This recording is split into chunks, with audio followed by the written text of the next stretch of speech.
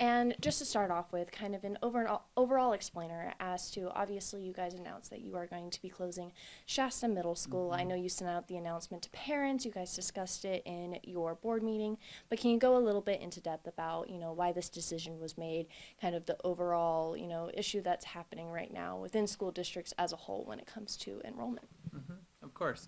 And the story is partially enrollment and it's partially funding from the state as well.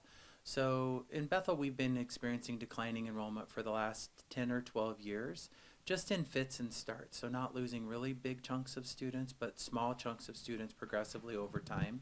The large driver for that is housing prices, and to be able to purchase a home in the Eugene area has outpaced the cost of it has outpaced people's ability to purchase home, particularly young families. So we've been experiencing that for many, many years.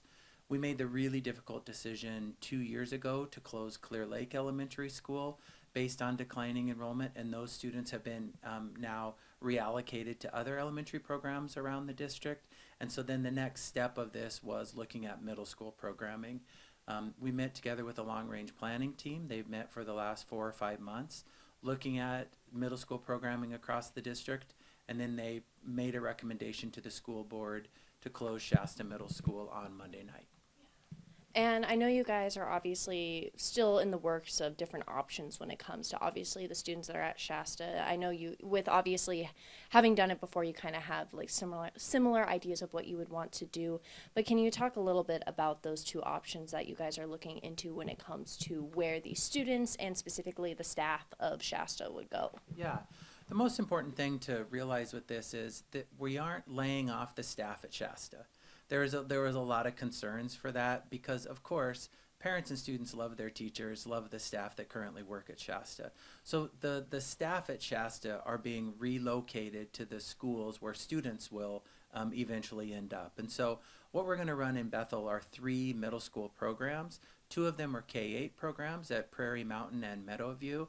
And then we just built a gorgeous middle school, Cascade Middle School, just opened this year. And so we'll be relocating students there as well. Our goal is to be able to create a middle school experience across the district that's similar from school to school. Right now, we have about 250 students attending Shasta right now, and about 450 students attending Cascade, and about 250 or 300 in our K-8s. So what that means is the experiences are really different because the number of students and the number of teachers in those buildings are really different. So what we're trying to do is guarantee across the district that all of our middle school students have a high quality experience.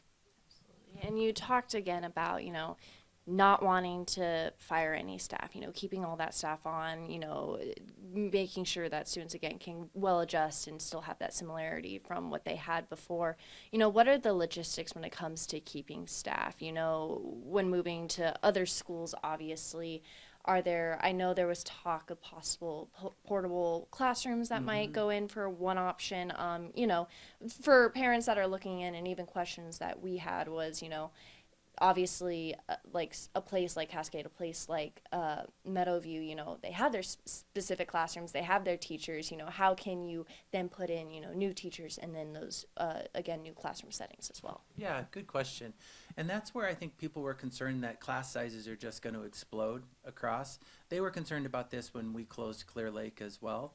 The factor that folks don't realize is we have a lot of empty classrooms right now, because we have empty classrooms across the district because we've had declining enrollment, and our district was built to hold about 5,700 students, and we're down below 5,000. So we have space in a lot of these buildings to be able to accommodate the new teachers and the new students who will be attending those spaces. The one little blip is we have a high number of 6th graders right now, and we have a high number of 9th graders. And so our freshman class at Willamette is one of the largest classes that we've seen in quite a while, and our 6th grade class is one of the largest classes that we've seen in quite a while.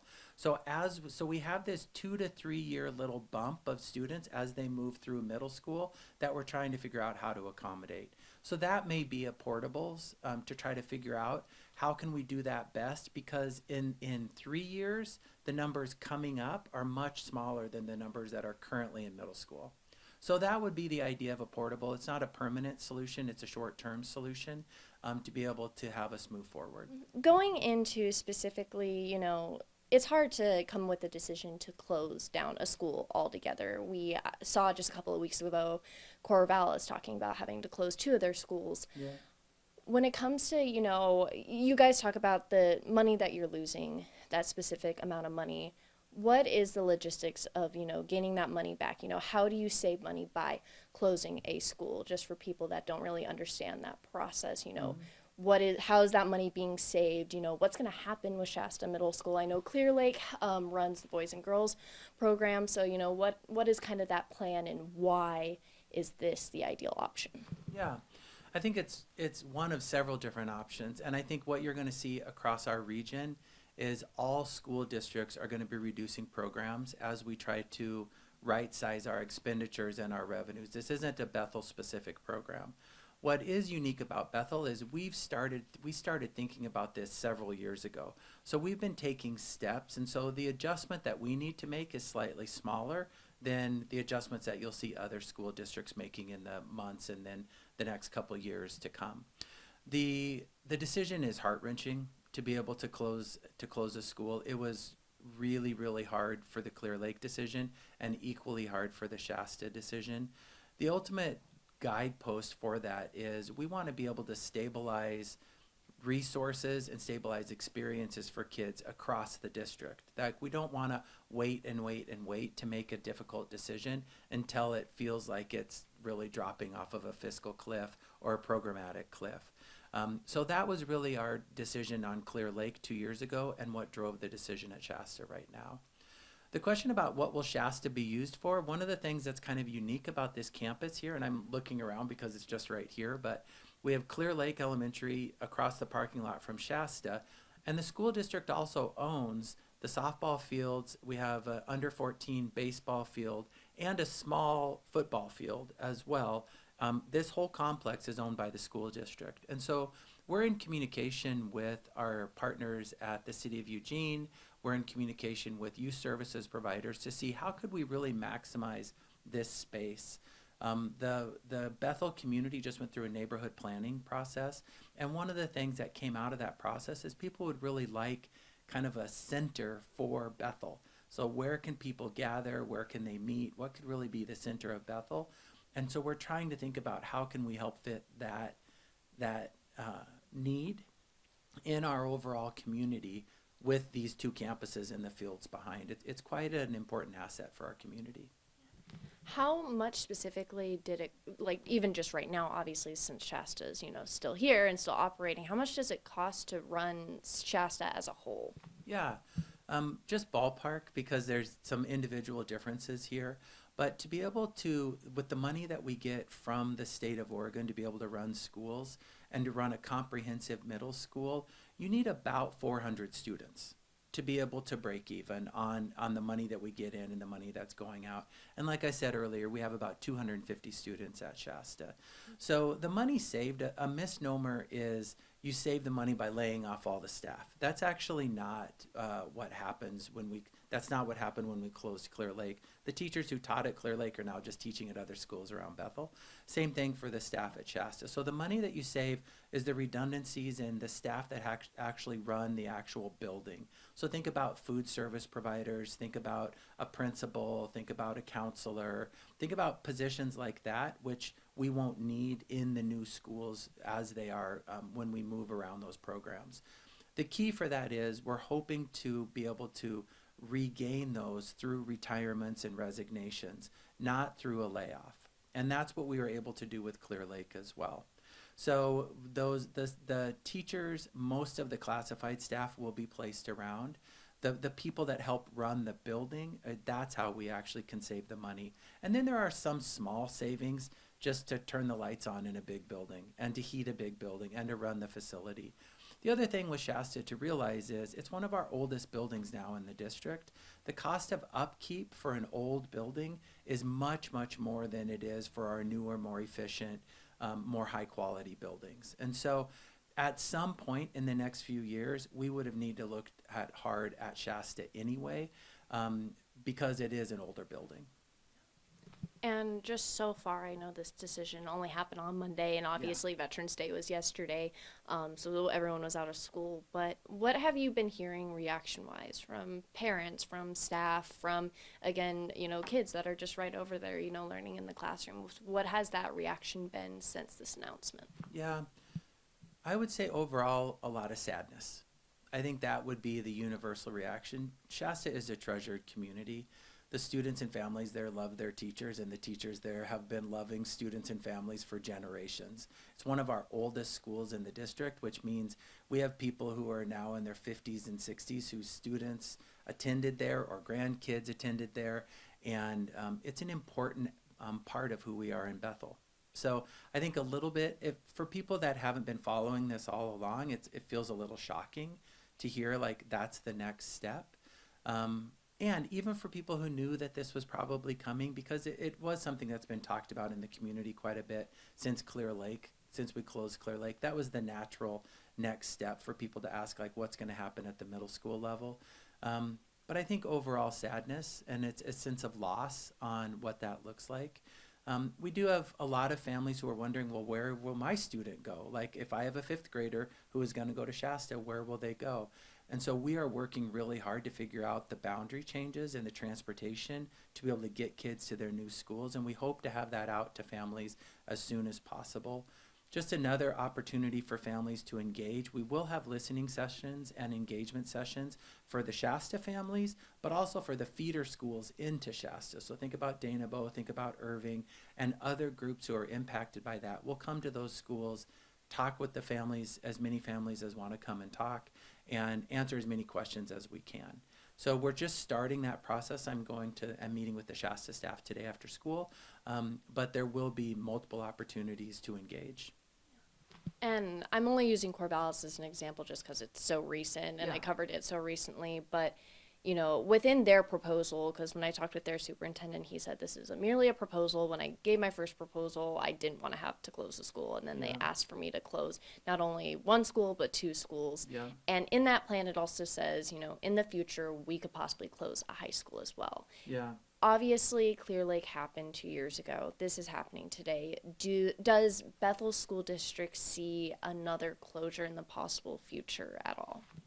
We don't. I think these are the structural changes that we made to anticipate the revenue drops that we've seen and the declining enrollment that we've seen. I don't foresee us. We have Willamette High School and Calapooya High School as our two big high schools. We now have Prairie Mountain and Meadowview as our two foundational K-8s, and we have Cascade as a brand new middle school. So, and then we have 4 elementaries. And so we are now functioning across the district at closer to capacity in each of those spaces. So I don't anticipate us having to make another big decision like this. That said, we may have other decisions to make to be able to right size our budget other than just closing schools. So I don't want people to think this is the only difficult decision we're going to have to make and then everything is fine moving forward. The state, it may readjust the allocations to schools. It may happen during the short session in February. There's a really important financial forecast coming out November 19th. If the tax revenues drop, that directly impacts school funding. So there may be other things that we need to do to react to that, but this is the one thing that we're doing right now to try to be proactive. And one last final question. I know you talked a little bit about, obviously the reasoning for this is low enrollment causes, again, budget issues within the school district. Yeah. But what do you think needs to be done to be able to fix it? Again, a lot of it is, not getting that state funding when you don't have that full capacity because you're not getting all of that, funding that could come in. What do you think could be done? Does it have to deal with being able to live and thrive in Eugene as a family, or is it kind of that state level that needs to be done? Yeah, I hate to keep coming back and just saying we need more state funding, we need more state funding. I think it's a myriad of things that need to be done. One, we need to learn to live within our budgets. And that's partially what we're trying to do now is that we've had declining enrollment, yet we've been adding staff, especially since the pandemic. And so making sure that school districts are run efficiently and productively is the number one thing that we do. We need to show taxpayers we're going to have a strong return for the investment that we're having. Secondly, I think we do need to look at the livability of a place like Eugene. The urban growth boundary, three different sides of the urban growth boundary are up against Bethel. So there's not a lot of room to be able to add new housing stock, to be able to have folks buy affordable housing that they may be able to raise kids in a great community like Bethel, a great neighborhood like Bethel. So that's part of it as well. And then the third thing is there's a lot of uncertainties right now at the federal government. And so if the federal government makes cuts to states, states then need to decide how they're going to allocate their money. And the big driver of resources for school districts is our state resources. And so if there's a big hit to healthcare at the state level, it will inevitably impact schools because it's all drawn out of the same pot. So those three things are the big drivers right now. But I just try to keep our team focused on the things that we have control over. And we have control over how we serve and how we love up our kids every single day. So one of the people at one of our meetings said, you know, it's really, really hard to close a building. But to close a building, to be able to safeguard that we have strong teachers throughout the district, that we have people showing up every day for our kids, that's the most important thing. And that's the heart and soul of Bethel. It's not a building.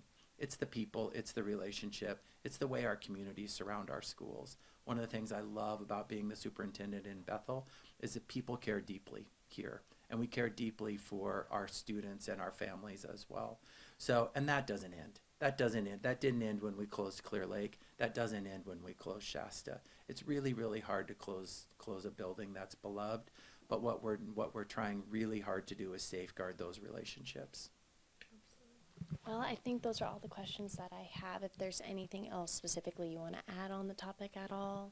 I don't think so. I think we are in a time right now when we are going to need to dig deep around public education and see what we believe in and see what's essential and what's important.